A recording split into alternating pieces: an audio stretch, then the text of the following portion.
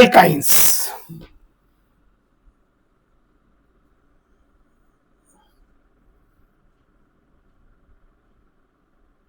Alkynes में हमें 3 चीजें देखनी है, स्ट्रक्चर एंड नोमेनक्लेचर बेसिकली।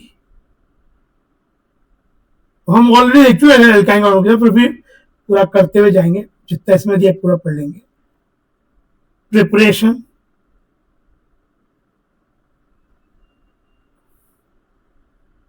और properties.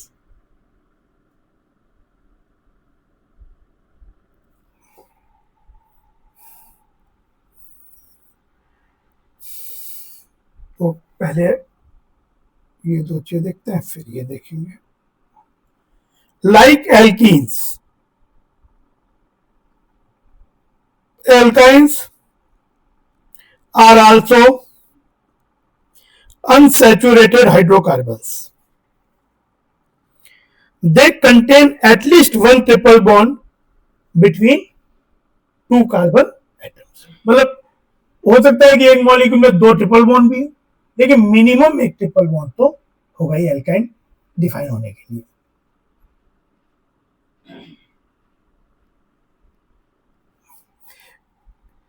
The number of hydroatom is still less in alkynes, इसमें एल्कीन से भी कम होंगे as compared to alkenes और alkanes। फॉर्मूला इनका होता है CN, अगर एक ही ट्रिपल बॉन्ड है और hydrocarbon CnH2n minus, degree of unsaturation 2 होता है, 2 पाई बॉन्ड।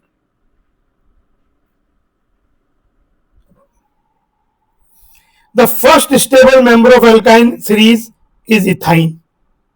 इथाइन को ही एसिटाइलिन बोलते हैं, इसी को इथाइन भी कहते हैं, इसी को एसिटाइलिन भी कहते हैं।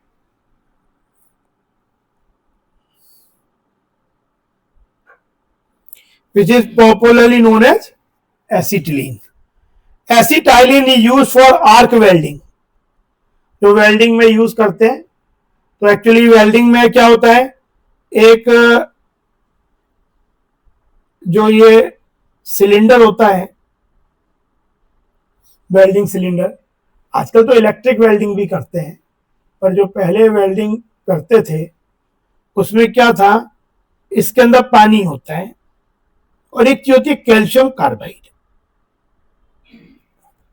अभी प्रिपरेशन ऑफ इथाइन में रिएक्शन आएगी भी, तो CaC2 कैल्शियम कार्बाइड को अगर पानी में रिएक्ट करें तो इट गिव्स कैल्शियम हाइड्रोक्साइड, इसको बोलते हैं कैल्शियम कार्बाइड।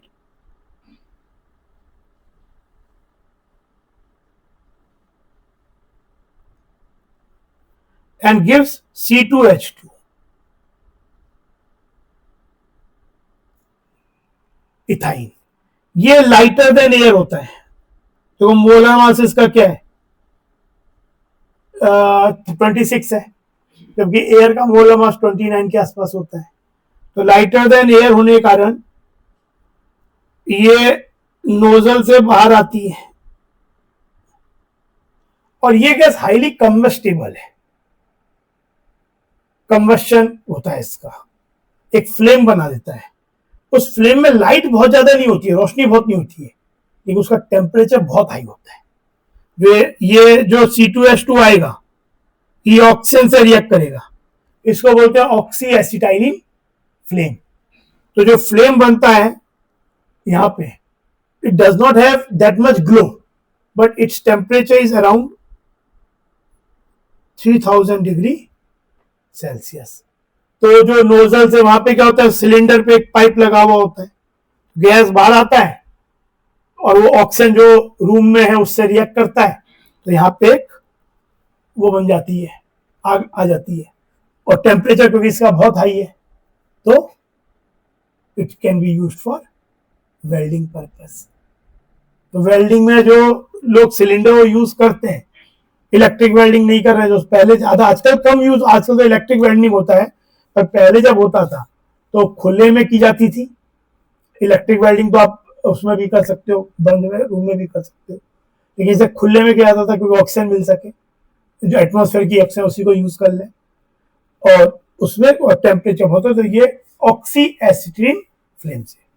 तो उसमें मेनली सिलेंडर में पानी होता था, और जब जरूरत पड़ती तो उसको सिलेंडर खोल के हम कार्बाइड डाल देते। Carbide is a very cheap material, महंगा नहीं होता है। कभी कभी इनफैक्ट जो वेजिटेबल वेंडर्स होते हैं, आपने देखा होगा आजकल तो अगेन वो भी इमरजेंसी लाइट और वो नॉर्मल लाइट यूज करने लगे हैं, पर पहले वेंडर्स के पास एक मतलब कह सकते थे कि एक मग में पानी रहता था, और देखते थे कि ऊपर से बस थोड़ी सी कम ग्लो की लाइट जल रही है, तो उसमें वही करते थे, पानी में कार्बाइड डाल देते थे, और वो जो ऊपर एक पाइप जैसा लगा देते थे, तो लोहे का पाइप, तो जो आ रहा है गैस वो हवा से मिलके एक फ्लेम बना के फ्लेम जलती रहती थी। आजकल नहीं होता है वो यूज, इतना दिखेगा भी नहीं, पहले लेकिन दिखता था। तो ये इंटर प्रिपरेशन ऑफ एल्काइन, जैसे अगर यहीं पे हम मैग्नीशियम कार्बाइड ले लेंगे Mg3C2, इसे पानी से रिएक्ट करेंगे, नहीं Mg3C2 नहीं, Mg2C3, इसे पानी से रिएक्ट करेंगे तो बनाएगा magnesium hydroxide and C3H4 propyne, C3H4। मतलब ये जनरल तरीके नहीं एल्काइन बनाने के, स्पेसिफिकली एसिटिलीन और प्रोपाइन कैन बी फॉर्म्ड। और इनफैक्ट मीथेन बनाने के लिए भी दो तरह के कार्बाइड यूज करते हैं, एक होता है एल्यूमिनियम कार्बाइड Al4C3, अगर इसे पानी से रिएक्ट करोगे तो बन जाएगा aluminium hydroxide, hydrolysis of carbides करके 3-4 इंपॉर्टेंट क्वेश्चन भी कई आता है। ये दो कार्बाइड देते हैं एल्काइन, स्पेसिफिकली एसिटिलीन, और calcium carbide gives acetylene, magnesium carbide gives, देखो मैग्नीशियम का ऑक्सीजन स्टेट +2 है, और यहाँ पे +4 हो गया, तो ये -4/3 हो गया एक कार्बन का, टोटल मिला के -4।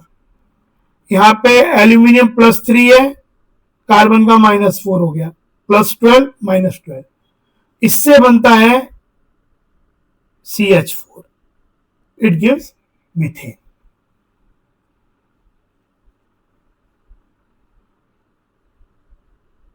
और एक बेरिलियम कार्बाइड है B2C,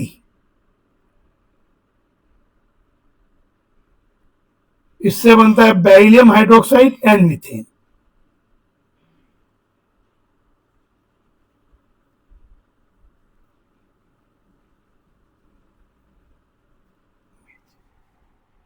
ये मीथेन बना रहे हैं, और वो दोनों, तो 4 इंपॉर्टेंट कार्बाइड्स की रिएक्शन भी पूछ लेते हैं। Aluminium carbide gives methane, beryllium carbide gives methane, calcium carbide gives, calcium carbide structure क्या होता है, कार्बाइड जैसे कैल्शियम तो C2 है ना, कैल्शियम कार्बाइड का ये स्ट्रक्चर होता है, ये 2 नेगेटिव चार्ज और कैल्शियम +2, मतलब इसमें कोवलेंट बॉन्ड भी है, और ये जो बॉन्ड है वो आयोनिक बॉन्ड है। Calcium carbide has this structure, magnesium carbide has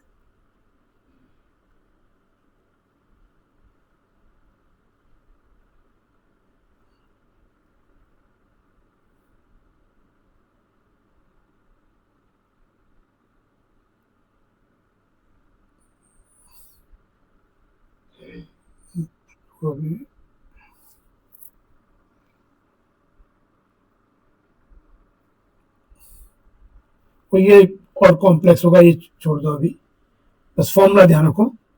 और ये मेनली रिएक्शन इंपॉर्टेंट है, और कैल्शियम कार्बाइड का structure.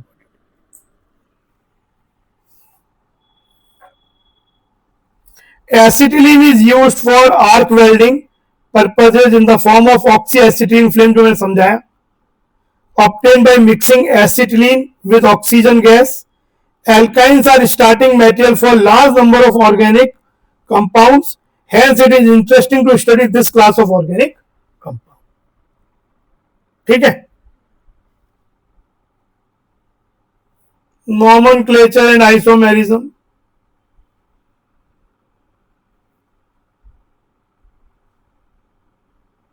In common system, alkynes are named as a derivative of acetylene. In IUPAC system, they are named as derivative corresponding alkanes, replacing "ane" by the suffix "ine". The position of the triple bond is indicated by the first triply bonded carbon. Common in IUPAC names of few members of alkyne Cs are given in table. देख लेंगे अभी, फिर देख लेते हैं। ये देखो, पहले का C2H2 है तो कॉमन नेम एसिटिलीन, IUPAC से मिथाइन। इसका नाम हो गया मिथाइल एसिटिलीन। एसिटिलीन में मिथाइल ग्रुप जोड़ दिया, IUPAC से प्रोपाइन, वन देने का जरूरत नहीं है। लेकिन ये वाला हो जाएगा इथाइल एसिटिलीन, एसिटिलीन में इथाइल ग्रुप जोड़ दिया, पर IUPAC से ब्यूट 1 और ये हो जाएगा डाइमिथाइल एसिटिलीन,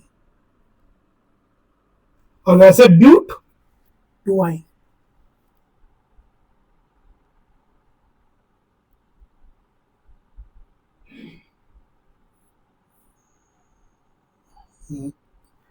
इसमें आइसोमेरिज्म, इसमें ज्योमेट्री, जैसे इसमें भी रेस्ट्रिक्टेड रोटेशन है, रोटेट नहीं हो पाएगा। लेकिन यहां पे तो एक एक ग्रुप भी खाली है, तो इसमें वो चीज नहीं हो पाएगी कि अलग अलग बन पाए। तो इसमें geometric isomerism across triple bond नहीं होता है। चाहे आप ऐसे कर लो, चाहे इधर लो, एक ही कंपाउंड रहने वाला है, कुछ अलग नहीं होने वाला ज्योमेट्रिक। ऑल्दो इसमें भी रेस्ट्रिक्टेड रोटेशन है। You have already learned ethine and propine have got only one structure, but there are two possible structures for butane, but 1-ine, but 2-ine. Since these two compounds define their structure due to the position of the triple bond, they are known as position isomers. In how many ways can you construct the structure of the next homolog? Next homolog क्या हुआ? Pentine बनाओ. In how many ways you can construct the structure of the next homolog? The next structure molecule form of C5H8. Let us try to arrange. मैं alkyne ही बनाना है। आप चाहे तो अगर आपको केवल स्ट्रक्चर बनाना है तो यू में have a liberty of converting a triple bond into 2 double bond, तब तो कंपाउंड और बन जाएंगे। लेकिन आपको ट्रिपल बॉन्ड में 5 कार्बन का एल्काइन कितने तरीके का बन सकता है, बनाओ। क्या क्या होगा देखो, सोचो। पेंट 1-ine, पेंट 2-ine है ना, पेंट 3-ine हो सकता है क्या? फिर वो फिर से पेंट 2-ine हो जाएगा। फिर 4 कार्बन का लेके देखो, ये ट्रिपल बॉन्ड हो गया और यहां पे मिथाइल, तो इसका नाम क्या हो जाएगा? What is the name of this compound? क्योंकि नंबरिंग इंपॉर्टेंस पहले ट्रिपल बॉन्ड को देंगे। 1,3 मिथाइल ब्यूट 1-ine।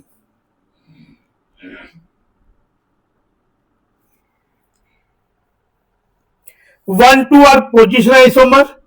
अगर मैं से 1, 2 और 3 तो 1, 2 पोजिशन है, बट 1, 3 और 2, 3 आर चेन आइसोमर्स।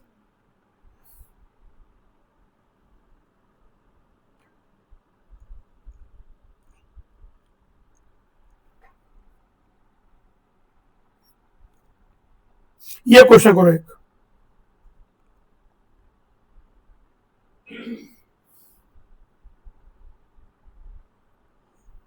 ये करो।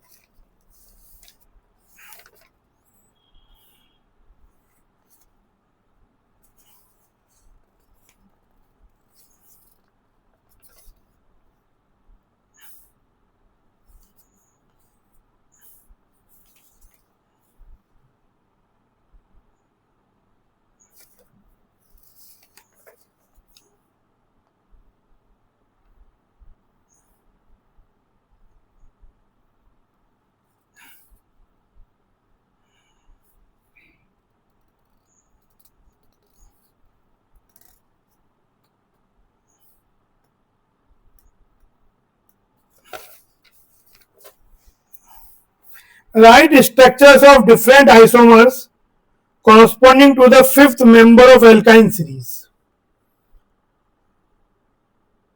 फिफ्थ नंबर कौन सा हो जाएगा?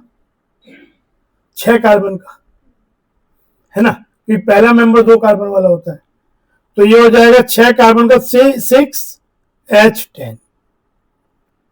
अब देखो यहां पे C ट्रिपल बॉन्ड C तो होना ही है। एक बार ये प्रोपाइल सबको ऐसा कर दिया, प्रोपाइल,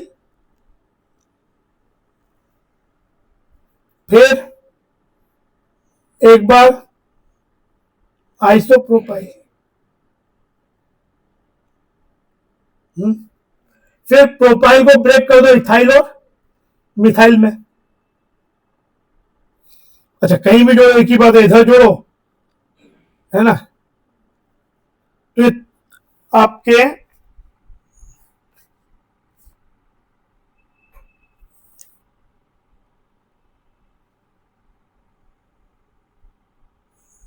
छह का, अरे क्या कर रहा हूं मैं भी, तो अभी तो 5 ही कार्बन हुए ना इसमें, तो मैं तो पेंटाइन का बना दे रहा हूं,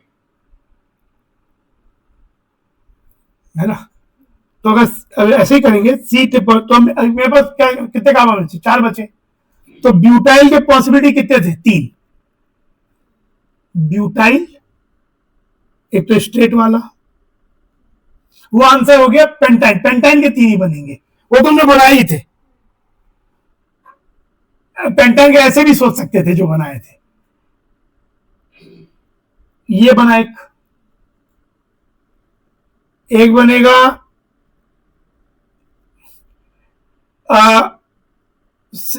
आपका सेकेंडरी ब्यूटाइल के आपके होते हैं, secondary butyl, tertiary butyl, iso butyl और ब्यूटाइल, 4 होते हैं ब्यूटाइल के। तो इसका हो जाएगा, अब एक हो जाएगा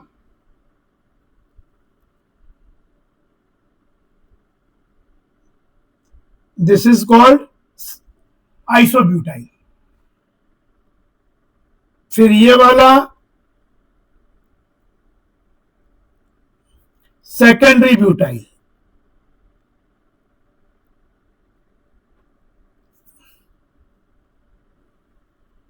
और एक टर्शी ब्यूटाइल। तो 4 तो ये ब्यूटाइल के ही वेरिएशन से आ गए। फिर ब्यूटाइल को तोड़ दो प्रोपाइल और मिथाइल में,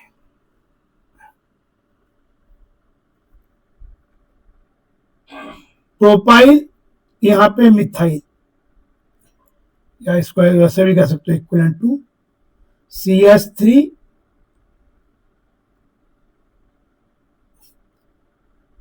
प्रोपाइल, और प्रोपाइल को आइसोप्रोपाइल भी लिख सकते हैं, एक और वेरिएशन।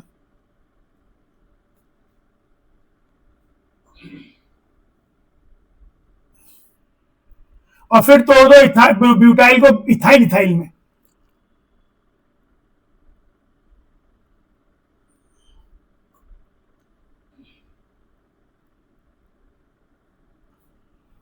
तो टोटल आपके हो जाएंगे 1 2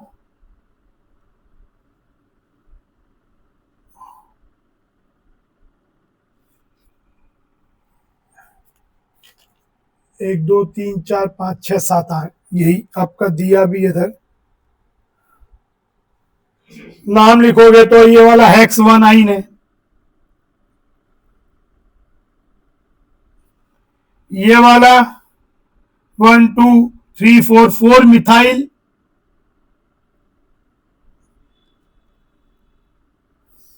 पेंट 1 आइन है, 1 2 3 3 मिथाइल, पेंट 1 आइन है। दिस वन 1 2 3, ये हो जाएगा 3 3 डाई मिथाइल ब्यूट 1 आइन, ये हो जाएगा हेक्स 2 आइन, ये हो जाएगा 1 2 3, ये हो जाएगा 4 मिथाइल पेंट 2 आइन, और ये हो जाएगा हेक्स 3 आइन। तो देखो इसमें हेक्स 1 आइन और हेक्स 2 आइन ये आपस में पोजिशन आइसोमर है। हेक्स 1 आइन और हेक्स 3 आइन पोजिशन आइसोमर है। हेक्स 2 आइन और हेक्स 3 आइन पोजिशन आइसोमर है। फिर 4 मिथाइल 3 मिथाइल ये वाला 4 मिथाइल पेंट 2 आइन और 3 मिथाइल पेंट 1 आइन। हाँ, 4 मिथाइल पेंट 2 आइन और 3 methyl pent 1 yne, they are again position isomer. और बाकी जितने भी पेयर्स हैं all of them are chain isomers। ठीक है।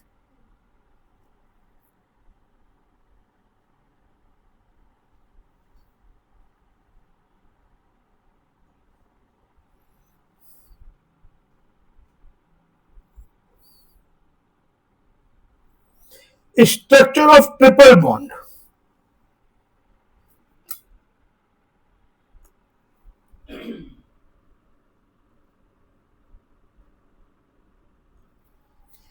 Ethyne is the simplest molecule of alkyne series. Structure of ethyne is shown in figure 9.6। भाई ये बनाया है हमने पढ़ा। अभी कार्बन इसमें जो होता है sp हाइब्रिडाइज होता है, तो कार्बन का sp हाइब्रिडाइज्ड हुआ, ये वाला कार्बन, हम इथाइन की बात कर रहे हैं, ये वाला कार्बन भी sp हाइब्रिडाइज्ड है।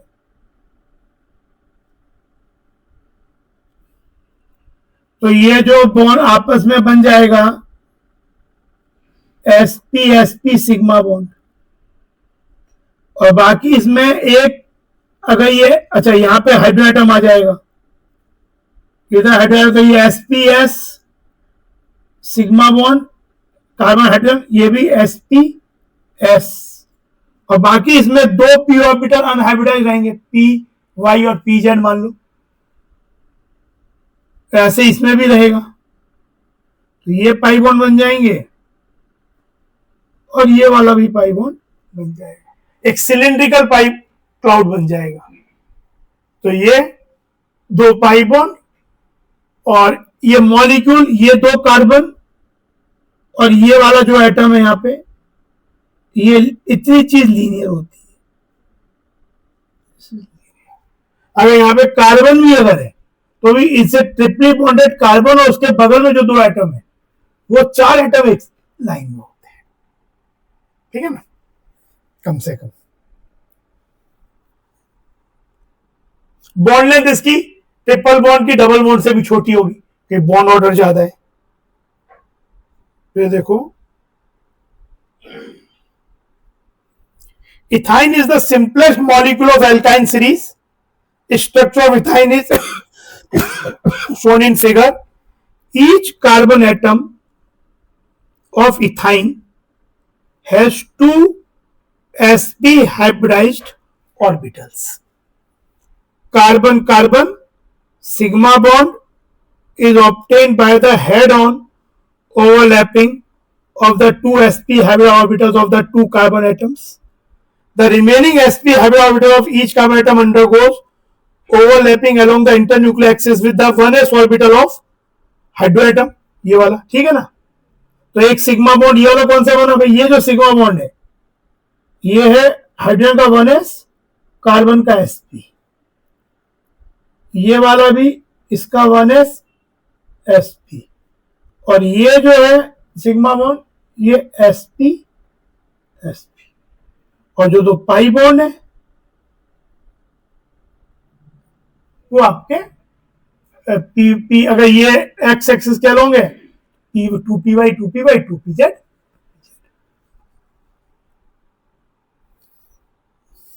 Following 2 CH sigma, CH C bond angle is of 180 degree, ये एच सी, और ये जो ट्रिपल बॉन्ड ये 180 डिग्री पे।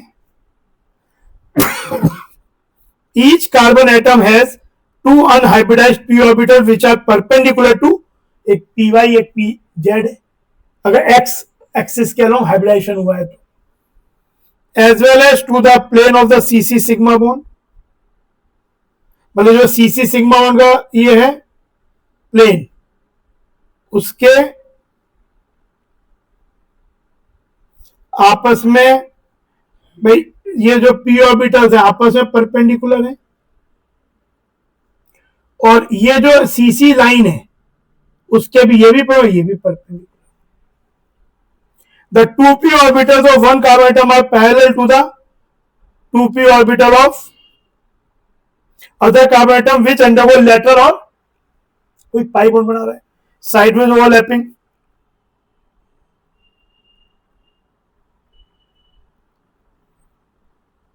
कंसीडरिंग कि ये एक्स एक्सिस के अलोंग है। दो इसमें सिग्मा बॉन्ड कितने हो गए, ये सिग्मा यहां पे एक सिग्मा दो पाई, दो सिग्मा हो गए एसपीएस, एक सिग्मा हो गया एसपी और पाई बॉन्ड तो P pi overlap. The strength of carbon bond triple bond enthalpy इसकी है 823 kilo joule is more than those of carbon double bond जिसकी बॉन्ड एंथैल्पी बॉन्ड 681 चाहिए kilo joule. The C triple bond length is shorter, around 120 picometer, while the C double bond C is 133 picometer, while CC carbon single bond is 1, ये triple bond का, ये double bond का, ये single bond का। Electron cloud between two carbon atom is cylindrically symmetric, वही बताया मैंने कि एक कार्बन के अराउंड एक सिलिंड्रिकल क्लाउड हो जाता है, एक सिलिंड्रिकल क्लाउड जैसा ऐसा होता है। दस ethyne is similar internuclear axis, ethyne is a linear molecule, सब एक ही लाइन पे।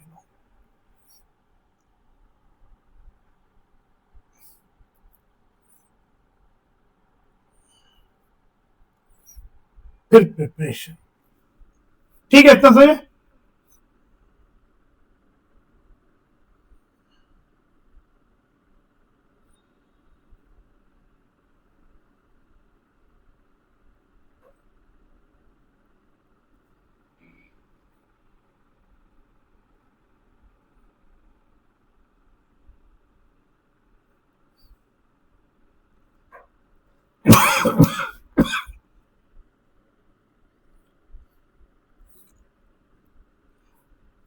तो कुछ तो स्पेसिफिक मेथड्स हैं, मतलब जनरल नहीं है,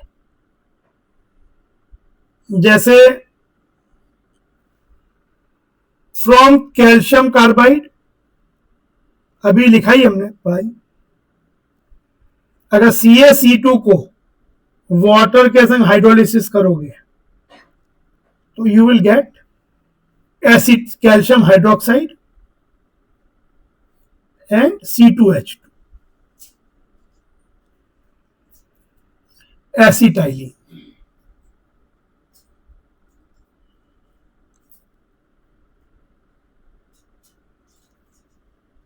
ठीक है, अच्छा CaC2 कैसे बना सकते हैं, कैल्शियम ऑक्साइड को अगर चारकोल के संग हीट किया जाए अराउंड 1100 डिग्री सेल्सियस तो हमें मिल जाता है CaC2 प्लस CO, और CaO कैसे मिल सकता है, by decomposing calcium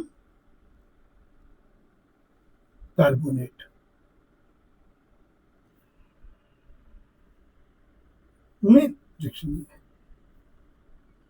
calcium carbide से, पर कोई भी अल्काइन नहीं, एसिटिलीन, और ये हमारा वो लॉजिक भी है ऑक्सी एसिटिलीन फ्लेम का।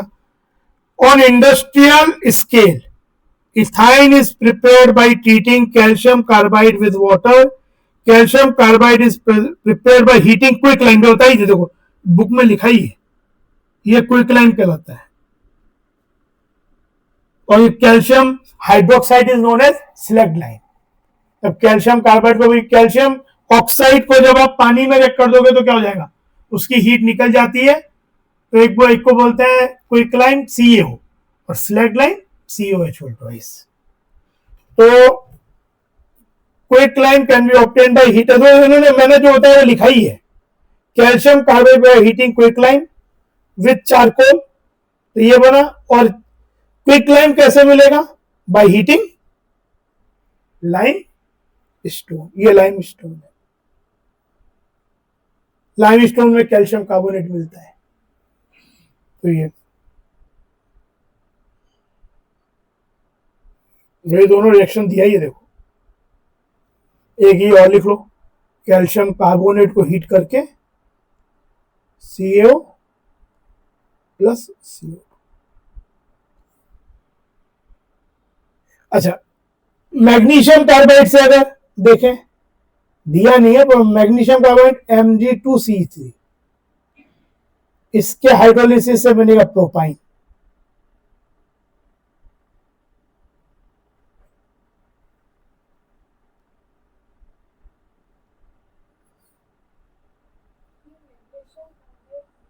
हाँ, ये मैग्नीशियम कार्बाइड है, मैग्नीशियम। एल्यूमिनियम कार्बाइड और डाइलियम कार्बाइड गिव्स मीथेन, तो एल्काइन में नहीं लिखा है मैंने, तो ये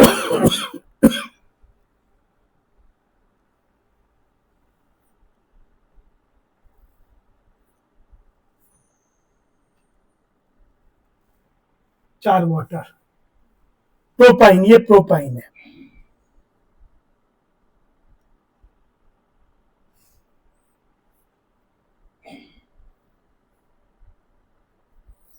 असल में तो ये प्रोपाइन और एसिटिलीन के लिए हो गया। फिर एक जनरल तरीका, फ्रॉम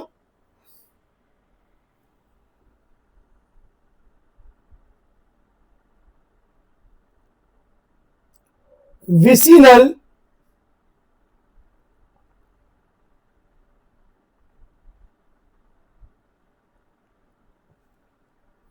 जैसे ऐसा हो, यूजुअली ब्रोमाइड या क्लोराइड,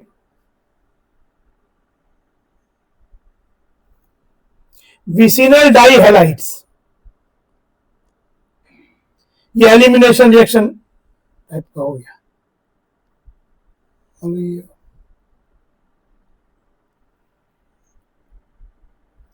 यूजुअली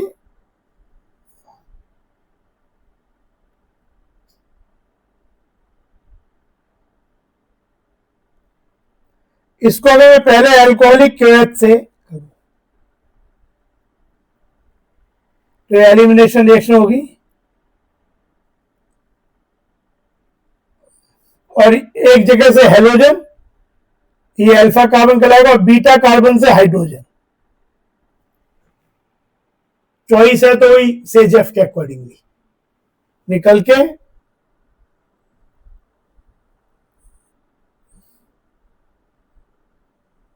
ये हो जाएगा। सपोज एक HX निकल गया, अगर मैं एक HX और निकाल, H यहाँ है और X यहाँ है, निकाल दूं तो मुझे ट्रिपल वन मिल जाएगा। लेकिन एल्कोहलिक क्योएच जो है ना, that is not good enough to remove HX from alkynyl halide, you need a stronger base. तो ये जो सेकंड स्टेप है, that is done with sodamide, that is done with soda amide। पहला स्टेप भी sodamide से कर सकते हैं, ये स्टेप अल्कोहलिक क्योएच से नहीं कर सकते, तो अभी करने जा रहे हैं। लेकिन पहला स्टेप सोडामाइड से भी कर सकते हैं, एलिमिनेशन वाला, जिसमें HX निकल जाए। लेकिन सोडामाइड महंगा होता है, तो जो काम अल्कोहलिक क्योएच से हो जाएगा, अल्कोहल KOH इन इथेनॉल और हीट किया, उससे करेंगे। पर जब ये बिल्कुल नौबत आएगी, उससे तो काम ही नहीं चलेगा, तो फिर second step has to be done with sodamide, या पोटेशियमाइड भी चल सकता है, KNH2, स्ट्रॉन्गर बेस चाहिए आपको, फिर HX निकल जाएगा और ये बन जाएगा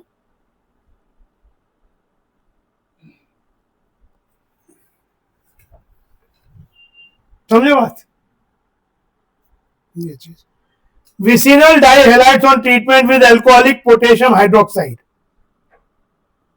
undergo dehydrohalonation, dehydrohalonation twice, नहीं अल्कोहलिक के संग एक बार गया, one molecule of hydrohalide is eliminated to form alkynyl halide, which on treatment with alcoholic KOH will not give elimination from alkynyl halide.